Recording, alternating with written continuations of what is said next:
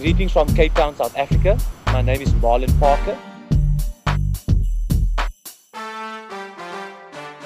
I'm the founder of R Labs, and R Labs is basically an organization that uses innovation to bring about social change. I basically went out into the community and I found the worst person that I could find in this community. He was someone who used to run the underworld for 13 years.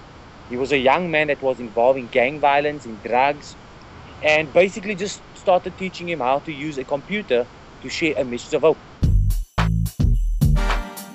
The project basically, although it started off by kids starting out off using Facebook, blogging, and just writing messages of hope, has now actually turned into a movement where people are going around, not just in the local community on the Cape Flats in Cape Town, but also across Africa and even now in Southeast Asia, where people are now using things such as mobile technologies to inform government about what's happening on the ground, telling local organizations around what they can do to make a difference in their communities. For me personally, I'm not a great supporter of aid, where people just give me. I'm a firm believer that, if you are able to develop people that they can actually provide either a product or a service, and a number of countries willing to acquire those products fairly, that will actually put people in a much better position.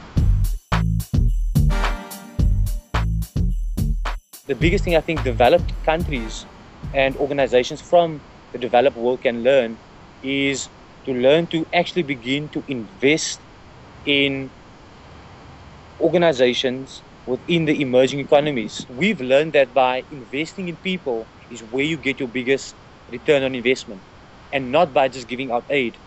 And unfortunately, we are always looked at as people that always needs to have. And what we've learned within our emerging economy, in the developing world, is by developing and investing people so that they themselves can begin to make that change, is one of the biggest rewards. And I think if that is something that organizations and the developed world could learn, could be very useful for us. Today, at a call to action, I want you to know that whatever you're going to do it with as much passion as you possibly can, because it's going to make a difference in the lives of a number of people. Because what we've seen happening 3 years ago was a simple idea. Today, we are seeing the fruits of it. And who knows that 3 years or a few years from now, we might actually start talking about the fruits of your idea and your action.